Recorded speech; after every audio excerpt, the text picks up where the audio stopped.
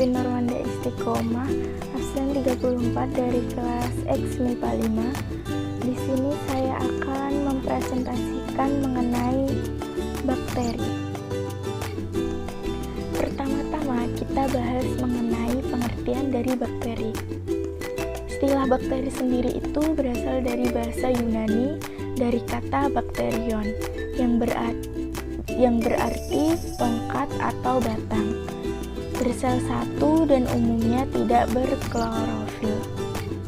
Bakteri adalah organisme prokariota uniseluler yang hanya dilihat dengan mikroskop. Bersifat prokariota itu artinya memiliki inti sel tetapi tidak memiliki membran inti sel. Kedua, kita bahas mengenai ukuran dan bentuk bakteri.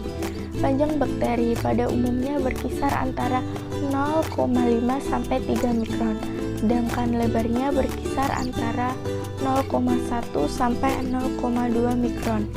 Bentuk bakteri sangat bervariasi, tetapi pada umumnya terdapat 3 tipe, yaitu A. Bentuk batang atau basil.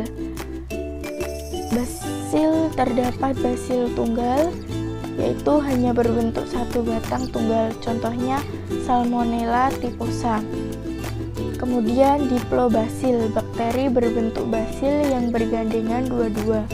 Kemudian streptobasil, bakteri yang berbentuk basil yang bergandengan memanjang berbentuk rantai, misal Azotobacter.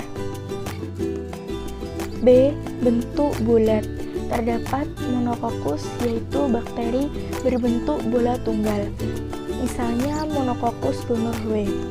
Kemudian Diplococcus, yaitu bakteri berbentuk bola bergandengan dua-dua, misalnya bakteri penyebab penyakit radang paru-paru. Kemudian Sarkina, yaitu bakteri berbentuk bola yang berkelompok 4-4 membentuk kubus, misalnya Sarkina lupin. Kemudian Streptococcus, yaitu bakteri berbentuk bola yang berkelompok memanjang berbentuk rantai, misalnya Streptococcus lactis. Kemudian Staphylococcus, yaitu bakteri berbentuk bola yang berkoloni seperti buah anggur, misalnya C. Bentuk spiral. Terdapat spiral, yaitu golongan bakteri yang bentuknya seperti spiral, misalnya Spirillum. Kemudian Vibrio atau bentuk koma, yaitu bentuk spiral yang sempurna, misalnya Vibrio corellae, penyebab penyakit kolera. Kemudian Spiroseta, yaitu berbentuk spiral yang dapat bergerak, misalnya bakteri penyebab penyakit sifilis. Yang ketiga, kita bahas mengenai struktur bakteri. Yang pertama, terdapat dinding sel, yaitu mukopolisakarida dan peptidoglika, yaitu susunan yang terdiri dari polimer besar dan terbuat dari N-asetilglukosamin dan asam N-asetilmuramat yang saling berikatan silang dengan ikatan kovalen. Yang kedua, kapsul, yaitu selaput licin terdiri dari polisakarida terletak di luar dinding sel. Bakteri yang patogen memiliki kapsul berfungsi mempertahankan diri dari antitoksin yang dihasilkan sel inang. Yang ketiga, flagel. Untuk bergerak, flagel melekat pada membran luar di dinding sel. Berdasarkan letak dan jumlah flagel yang dimiliki, maka bakteri dibedakan menjadi A. Monotrik, yaitu bakteri yang memiliki sebuah flagel pada satu ujungnya. B. Polotrik, yaitu bakteri yang pada satu ujungnya memiliki lebih dari satu flagel. C. Amfitrik, yaitu bakteri yang pada kedua ujungnya hanya terdapat satu buah flagel. D. Periktrik, yaitu bakteri yang memiliki flagel pada seluruh permukaan tubuh. Yang keempat, membran sel, yaitu tersusun atas lemak dan protein, bersifat semi-permeable yang berfungsi untuk mengatur keluar masuknya zat ke dalam sel. Yang kelima, mesosom terbentuk dari membran sel yang tidak membentuk lipatan, berfungsi sebagai tempat pemisahan dua molekul DNA dan berperan juga dalam pembentukan dinding sel baru antara kedua sel. Keenam, sitoplasma, yaitu tempat berlangsungnya reaksi metabolik. Ketujuh, DNA, yaitu mengontrol sintesis protein dan pembawa sifat. Yang ke-8, ribosom, yaitu tersusun atas protein dan RNA sebagai tempat sintetis protein.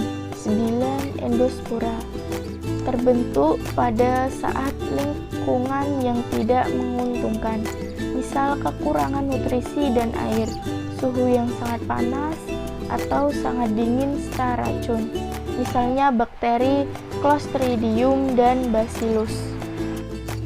Selanjutnya kita bahas mengenai reproduksi bakteri. Bakteri berkembang biak dengan cara yang pertama vegetatif dengan pembelahan biner, yaitu pada pembelahan ini sel anak yang dihasilkan sama dengan sel induknya.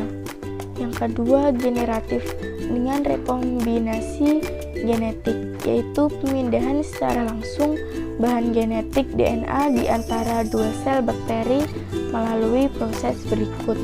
Yang pertama, transformasi, yaitu perpindahan materi genetik berupa DNA dari sel bakteri yang satu ke sel bakteri yang lain.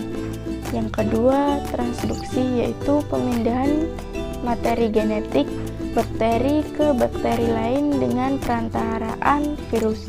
Yang ketiga, konjugasi, yaitu transfer DNA berupa plasmid karena adanya kontak sel dengan membentuk jembatan untuk pemindahan materi genetik.